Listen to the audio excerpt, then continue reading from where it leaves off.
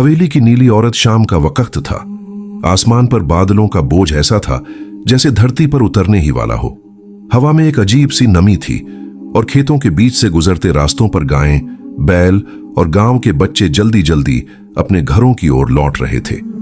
नूरपुर गांव में ये आम बात थी। सूरज ढलते ही हर कोई अपने दरवाजे बंद कर लेता था। गांव के बीचों बीच एक हवेली खड़ी थी। टूटी हुई दीवारें, जंग लगे गेट और खिड़कियां जिन पर लकड़ी की पट्टियां आधी टूटी हुई थीं। देखने वाला कोई भी आदमी यह कह सकता था कि यह हवेली कभी किसी बड़े जमींदार या नवाब की रही होगी, लेकिन अब यह सिर्फ वीरानी और डर की मिसाल बन चुकी थी। लोग कहते थे कि हवेली में एक औरत रहती है, कोई इंसानी औरत नहीं बल्कि एक परछाई। उसकी नीली आंखें अंधेरे में चमकती हैं और उसके बाल हवा में इस तरह उड़ते हैं जैसे किसी तूफान का हिस्सा हो। कई बार रात में गांव के लोग उसकी सिसकियां सुनते थे। कुछ लोगों ने दावा किया था कि उन्होंने उसे छत पर खड़े देखा है, सफेद कपड़े पहने, और जैसे ही उन्होंने नजर मिलाई वह धुंध की तरह गायब हो गई। गांव के लोग उसका नाम लेने से भी डरते थे। वे बस कहते, वो हवेली की नीली औरत है, वहां मत जाना। लेकिन शहर से आया एक लड़का इन बातों पर यकीन नहीं करता था। उसका नाम था फरहान। फरहान एक फोटोग्राफर था और उसे अजीब और डरावनी जगहों की तस्वीरें खींचने का जुनून था। वह अपने ब्लॉग पर ऐसी जगहों की कहानियां लिखता और लोग उन्हें पढ़कर रोमांचित होते। जब उसने नूरपुर की हवेली के बारे में सुना तो उसे लगा कि यह उसके काम के लिए परफेक्ट जगह है। गांव पहुंचते ही उसे अजीब नजरें मिली। लोग उससे बात करने से बच रहे थे। एक बुजुर्ग ने आखिरकार उससे कहा, बेटा, यहां मत रहना, उस हवेली में कदम मत रखना। वहां जो औरत है वो इंसान नहीं है। फरहान मुस्कुराया जैसे किसी बच्चे ने डरावनी कहानी सुनी हो। चाचा, आप लोगों ने कभी उसे देखा है? बुजुर्ग ने उसकी आंखों में देखा। उनकी झुर्रियों से भरा चेहरा एक पल को और भी उदास लगने लगा। मैंने देखा है और तभी से मैं चैन की नींद नहीं सोया। उसकी आंखें, बेटा, उसकी नीली आंखें इंसान को निगल लेती हैं। फरहान ने सिर हिलाया, लेकिन उसके दिल में डर से ज्यादा उत्सुकता थी। उसे लगता था कि यह सब गांव की मान्यताएं और अंधविश्वास हैं। लेकिन उसी शाम उसकी मुलाकात एक लड़की से हुई। तालाब के किनारे बैठी वह लड़की गांव की बाकी लड़कियों से अलग लग रही थी। उसकी आंखें गहरी और उदास थीं। फरहान ने कैमरा उठाया तो उसने हाथ से रोक दिया। तस्वीर मत लो, मैं नहीं चाहती। फरहान ने कैमरा नीचे कर दिया। तुम्हारा नाम?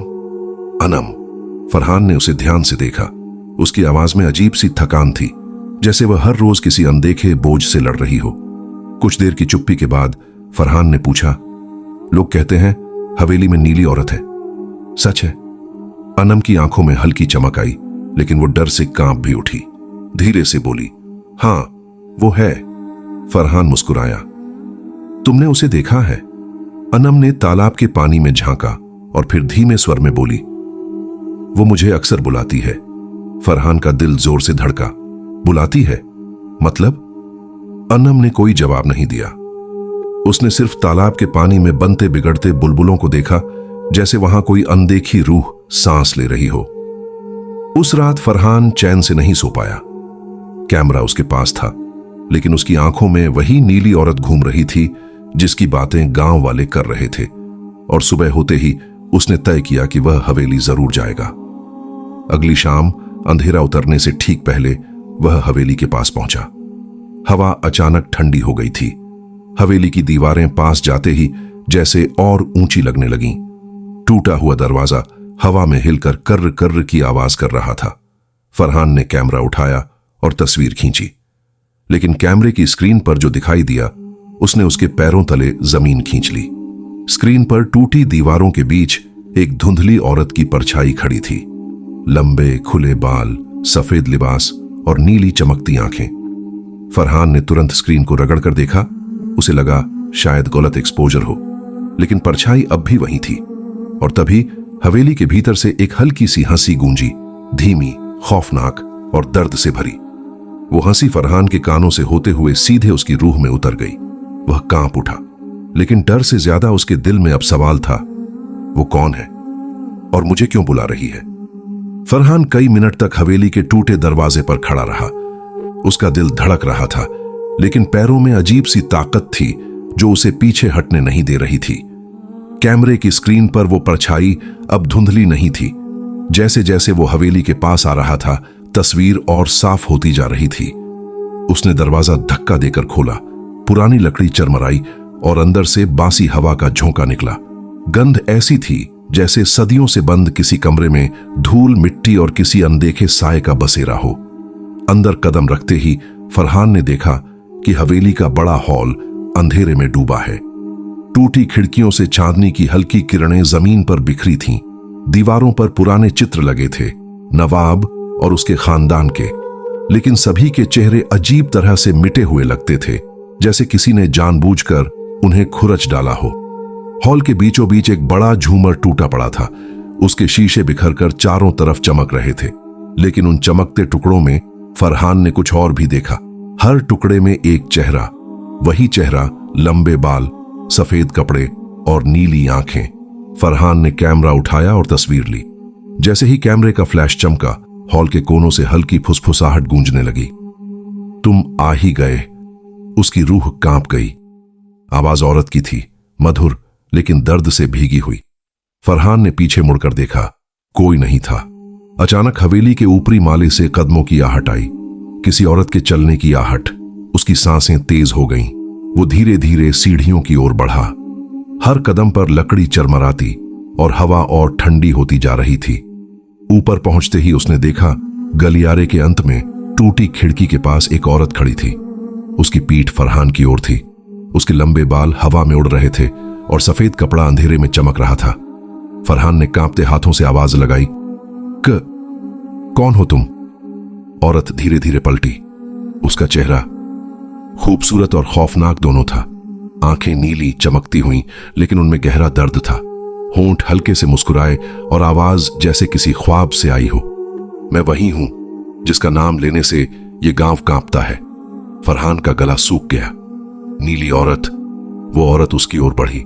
उसके कदम जमीन को छू भी रहे थे या नहीं, समझ पाना मुश्किल था, जैसे हवा में तैर रही हो।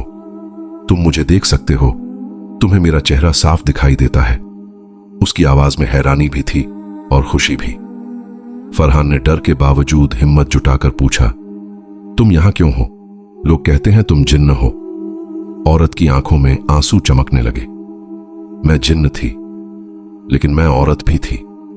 मुझे इस हवेली में धोखा मिला। नवाब ने मुझे बांधा, मुझसे मोहब्बत का दिखावा किया और फिर मेरी रूह को कैद कर दिया।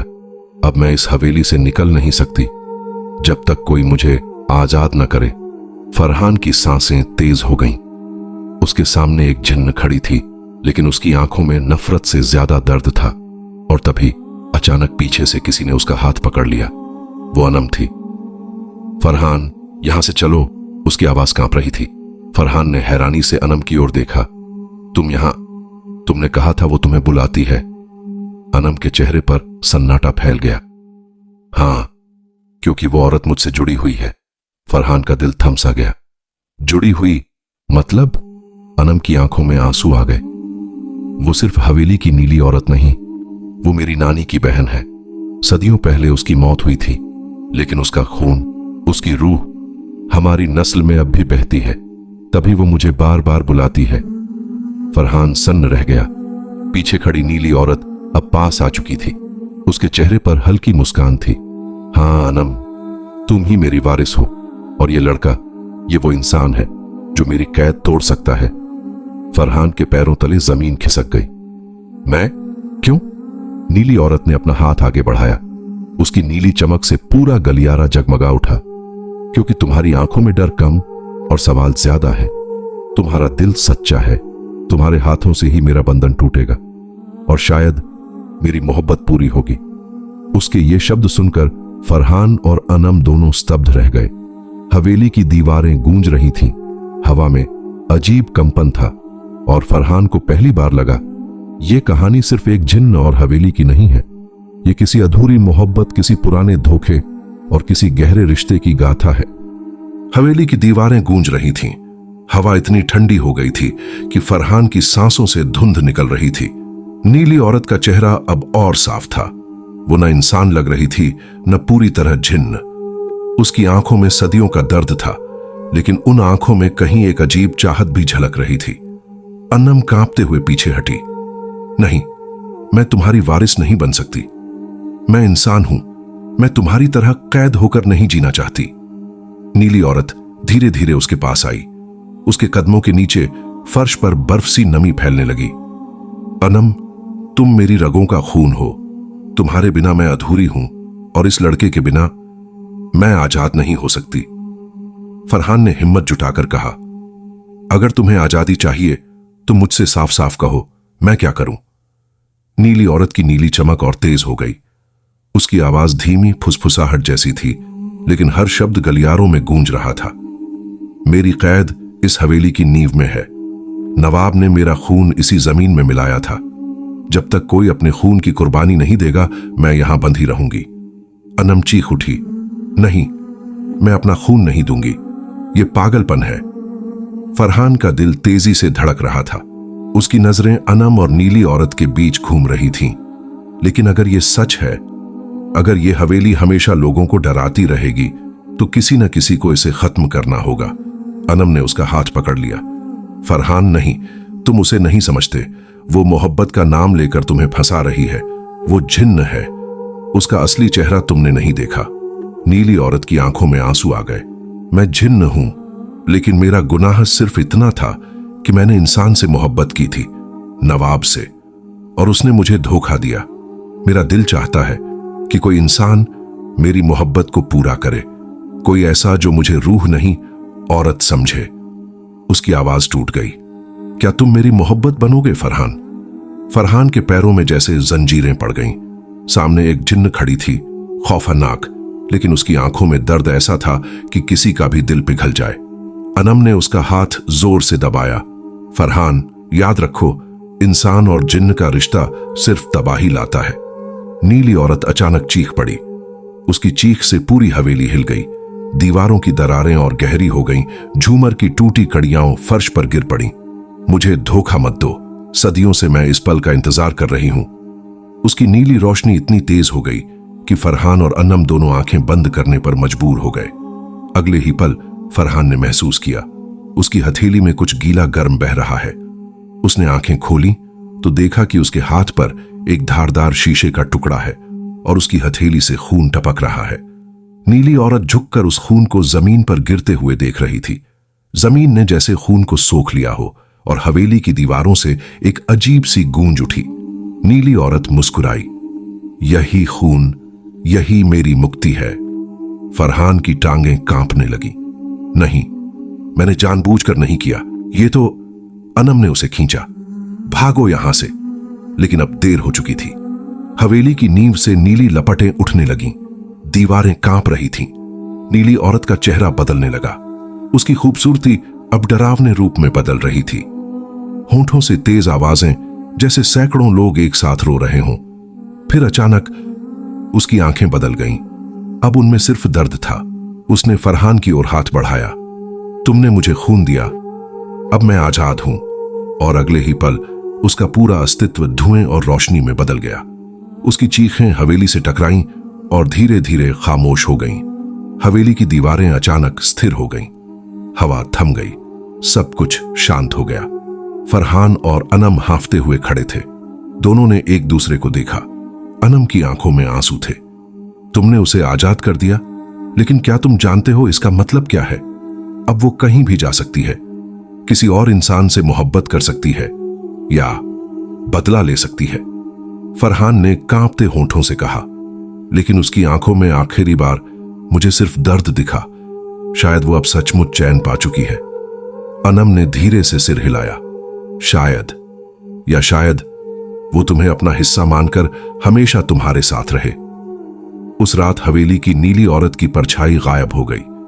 गांव वाले हैरान थे, लेकिन फरहान के दिल में सवाल अब भी जिंदा थे। क्या उसने एक रूह को आजाद किया या अपनी जिंदगी में उसे हमेशा के लिए बांध लिया? और जब भी फरहान आईने में देखता, कभी कभी उसकी आंखें हल्की सी नीली चमक उठती थीं।